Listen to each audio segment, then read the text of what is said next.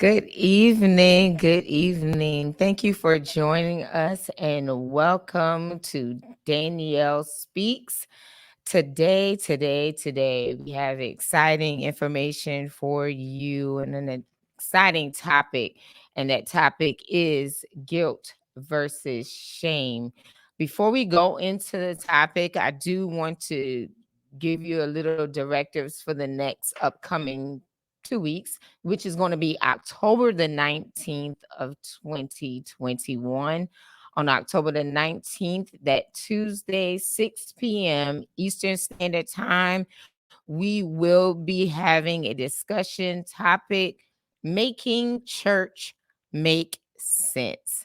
Again, that's going to be making church make sense. I cannot wait until that day because we will have a special guest in here with us by the name of my friend, my brother, Mr. Reginald Harris. And he's going to chat with me on Facebook Live in regards to the topic of making church make sense. So I want you to make sure that you mark your calendars, put it in your phones, get your notifications ready for October the 19th, 6 p.m. Eastern Standard Time to discuss those matters. It's a big, broad matter, but we're going to deal with one specific thing in regards to it, and you don't want to miss it. Again, that's going to be on October the 19th, 6 p.m. Eastern Standard Time. Making church make sense.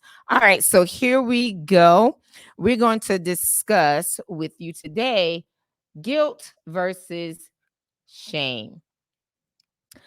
A lot of times we use the words guilt and shame interchangeably, and they're really two separate things. So we want to discuss specifically what is shame and what is guilt, because that knowing those differences actually does help in your mental state, your personal state, and it's healthy and unhealthy with doing each or one of the other. So we want to get you to understand and know what each one actually is first. We're going to compare the two. We're going to go through some ideas and some realities and them things of how you can handle the difference and come out and be better with them. So let's talk about them, and I'm gonna put them like a side by side version, if you will. So I'm gonna say what shame does and what guilt is. I'm gonna say some things of what shame says, and then I'm gonna say what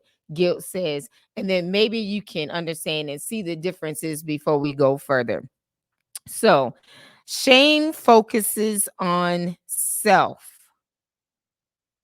Guilt focuses on behavior. Okay. So shame says, I am bad. Guilt says, I did a bad thing. Shame says, I'm sorry. I am a mistake. Guilt says, I'm sorry. I made a mistake.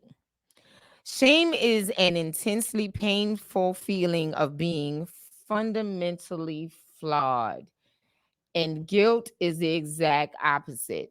So basically, let's say I ran the traffic light and almost hit another car that was coming. Close call, but I didn't hit it. Thank the Lord. So this is an example anyway. But say I ran a traffic light. Guilt says, oh my God, I ran that traffic light. I need to focus. I need to stay off my phone. I need to be more careful. I need to turn the radio down. I need to listen. That's what guilt says. And so I'm going to do all those things to be better for the next time so I can curtail that and maybe that won't happen again. Shame says, I ran a traffic light and I almost sideswiped the car. Oh my God, I'm so bad. I should never be driving. Why did they even give me a driver's license? I'm no good at it. I should have never bought this vehicle. I'm the worst. And on and on and on. That is shame. Shame also gives you an innate sense of being worthless or defective. We see ourselves as unworthy or deeply flawed. And here's the reason why I wanted to deal with shame versus guilt. Mainly because a lot of times when something happens, the first thing we do as individuals is we say, "Oh my God, I did something." And your guilt of doing it because you're like, "I did it. I shouldn't have done it. I should have been better at doing whatever." It immediately turns into shame. But if you can deal with your guilt in a healthy way instead of letting it spiral out of control with all of the "I'm this, I shouldn't have done this, I'm bad, I'm worthless, oh my God, oh my God, my God," then it can have powerful benefits. Okay, so let's dig in a little deeper. Shame makes one vulnerable, thus battered and beaten constantly because the individual has not released the shame. And if you don't release the shame, the vulnerability becomes in is when, say, you're dealing with a friend, colleague, family member, your spouse. If something happens, say, for instance, they gave you a compliment and you, instead of saying thank you, they said, "Oh, you're beautiful, you're pretty." Thank you. You're like, "No, I'm not. How can I be pretty? How can I be beautiful? I have unpolished toenails." I don't know where that just came from. My toenails are polished, by the way. But I'm just saying, when you get a compliment, you turn straight to a negative sense and a negative tone, and that's where you take it. When you do that, then when you're someone does starts to say anything negative to you or to say something that could be somewhat of offensive or humiliating or belittling, dehumanizing, you can't separate it. You can't start to talk about it as if to say, "Wait, that's not me," because you've turned any guilt that you have to shame to where you've become so vulnerable that any little thing you internalize it, you make it of yourself when that may not be the case. And you can also do that where, um, when somebody is trying to talk to you or you're having a conversation with you and they say, "Okay, well, Danielle, I don't think that you should have cut all your hair off because I don't think that that makes you look as feminine as you should be. I think it's a little manly." I'm talking about somebody I know that would not want me to cut my hair, like my grandmother. That's, she's 92. So for her, cutting my hair is something major, right?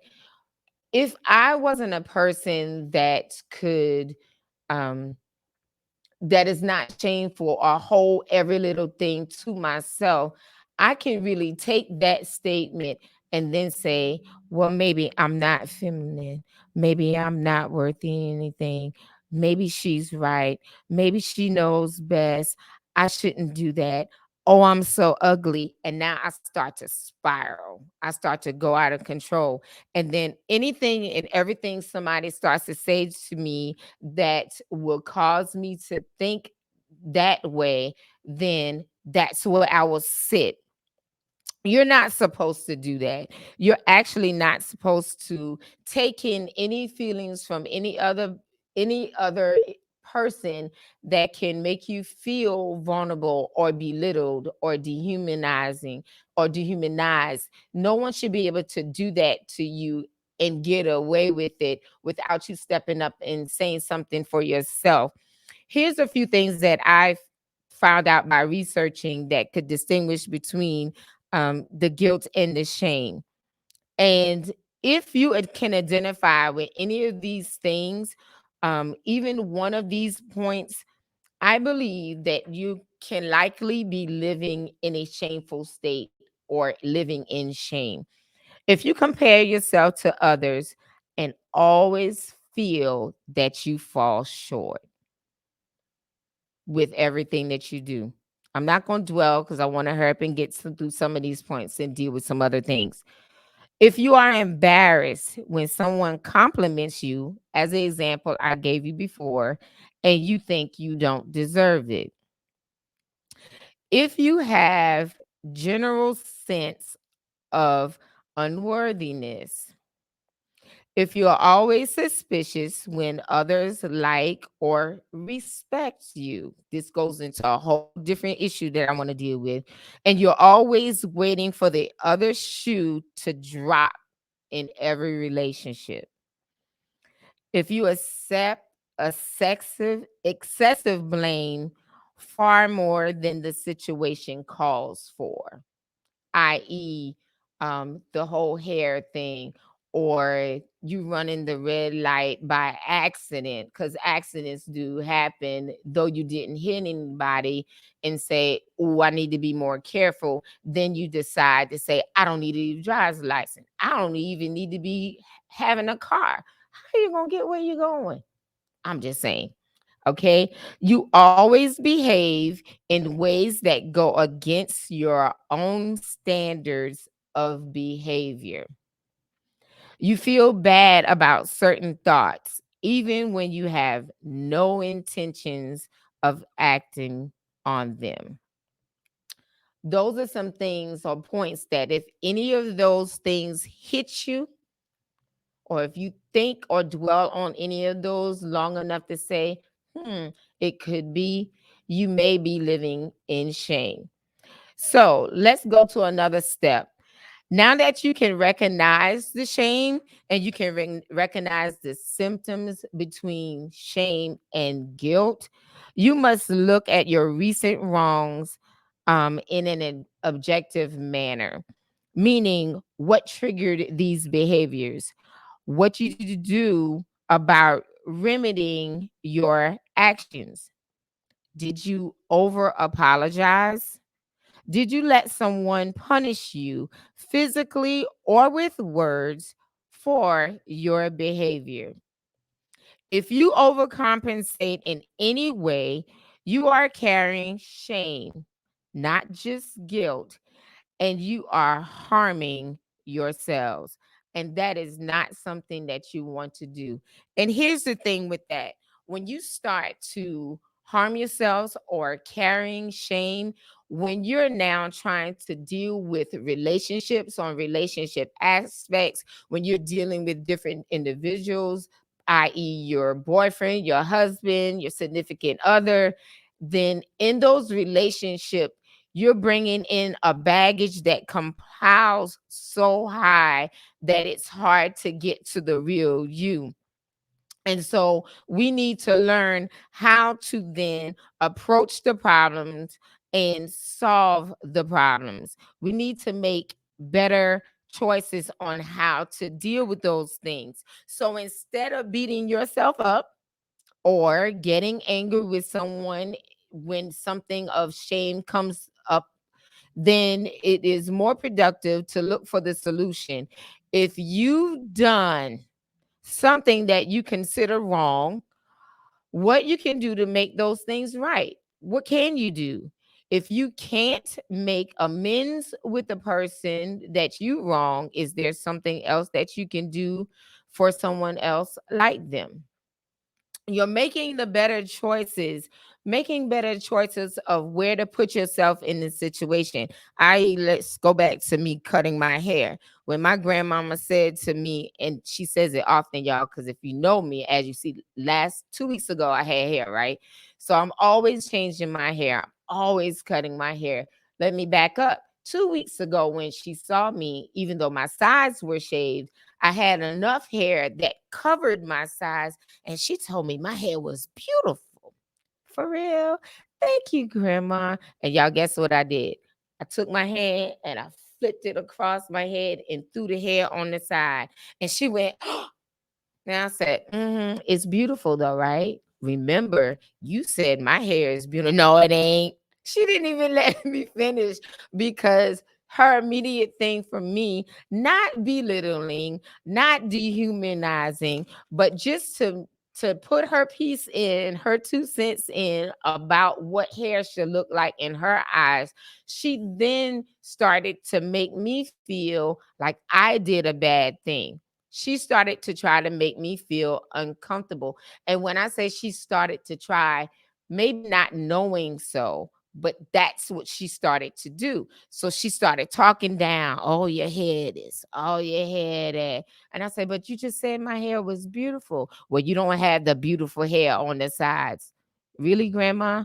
So my choice in that aspect or in that scenario was not to be upset, not to be mad. I laughed with my grandma. I told her I was going to go upstairs and get the clippers and cut one of her sides off, and then we could be twins. Of course, she laughed, but she had this look like you better not. But instead of making the choice of letting it set in, letting it rest on my heart, and letting it pull me down, I decided to take the higher road and to use what she said to make her funny, to change the perspective, so then that I felt better. I like my hair bald or cut real low. I can wear it interchangeably. I can go long. I can go short. I can change the colors. And hair for me is just hair. So since I lived there and I understood how that made me feel and it didn't put a weight on me, I'm able to move and push forward in that. Think about the times that you've actually been told, or somebody said to you, or something somebody did to you, rather, made you feel guilty to where you're like, oh my gosh, yeah, that happened. But then you got so guilty, or to the point to where it was remorseful, and you start to cave. You started to be feel so bad because you felt like, I'm just the worst. This happened. I'm bad. I'm sorry. I'm worthless. I don't look good. Nobody likes me. Heck, I don't like me. When you start to do that, you're living in shame, and you have to move from that. Maybe you want to become a better person or start down a new path. In order to do that, you must you must recognize your shame and deal with it accordingly. And shame can be very, very harmful. Um, you can Shame can be more troubling than guilt, as I stated, and it's hard for some people to separate their actions from whom they are as a person. Let that set in for a moment. It's hard for you to separate your actions from whom you are as a person. That goes back to running the light. Are you a person that always runs a light? Do you disregard all of the traffic signals that are out there? Probably not. If you did, you probably won't be here. But is that something that you intentionally do? Is that who you are? No. If it is not, then you separate your actions from that. You did a bad thing, but you're not bad. Okay? All right. So let's then talk about some information. And I'm going to pull something up that I have here that I thought was very interesting. I'm not sure if any of you have heard about or have heard of Brene Brown. She's a motivational speaker, and she talks a lot about shame, guilt, vulnerability, etc. And I watched one of her TED Talks, and she was talking about shame. And she says shame is an unspoken epidemic, the secret behind many forms of broken behavior. She explores what can happen when people confront their shames head on. And here's what she said. She said, shame is a focus on self, guilt is a focus on behavior. Shame is I am bad, guilt is I did something bad, which I stated earlier. How many of you did something that is hurtful to me? Now, she was talking to the TED Talk audience. I'm not Brene Brown, but she asked the question, how many of you have done something to me, would be willing to say, I'm sorry, I made a mistake? How many of you would be willing to say that? Guilt, I'm sorry, I made a mistake, versus saying, I am a mistake. We have to learn to separate the two. We are not mistakes. God made us in his image.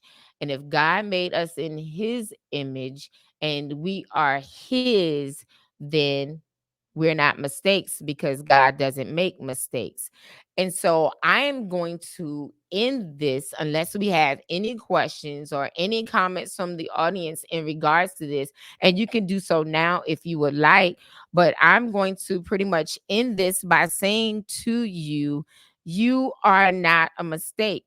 Not only are you not a mistake, but you are not alone in the feelings and dealings with yourself if you feel that you are living in shame. I am going to be the first one to say and to admit I lived in shame the majority of my life. And I say that because for me, I was a person that I always felt that I was unworthy. I felt that I was not good enough. I didn't do or couldn't do anything right that was going to be pleasing for other people. And when I say I didn't do anything right or I wasn't feeling that I was being pleasing to other people. Not that I was really trying to be pleasing to someone else, but the mere fact that when I did something, I got the negative comments, I got the negative words, I got, you're sorry, you're worthless, right? Words can affect you in many, many, many, many different ways, and it can really, really tear you down. So for me, as I continued to get more of the words that made me feel guilty of doing something that wasn't to the point of I should feel shameful for, I didn't know how to start to separate those things. I didn't know how to look at maybe even the person that it was coming from and said, yeah, it's really not me. You're harvesting or harboring the shame. And because generational curses are beasts, right? That person or those people, whatever the thing may be, when they put it on me, I took it upon myself. That's not healthy. And it started to weigh me down. It started to change who the real Danielle was or is, because now this is the real Danielle who is unique. I am different and I will always remain that way. But until I learned to deal with my shame and not say that I am shameful, until I turned around and noticed all of the things that I considered to be the shame and said, you know what? I was guilty of that, but I can use it and turn it around. I was guilty of this, but I can do something different the next time that will make it better. Once I started to do that, I started feeling lighter and I felt better. I felt um liberated. I felt free. Why? Because in doing so, it made me free. And I'm not going to just sit and say that a lot of the shame or the guilt that comes upon us comes from other people, because you can self internalize things so much to where you are actually the one that's making yourself shameful. And somebody else can say, hey, it was an accident, it was a mistake. And because your mental capacity is putting you in such a place, then you can be that person that continues to go back and forth, back and forth. Oh no, it's me. I'm like this. I need to jump off a bridge. Please don't go that far. Okay. But that's some of the places where shame can take you. Shame can put you in such a bad place that you really want to harm yourself. As the word said earlier, you think about it, you may not act upon it, but those thoughts may come into play.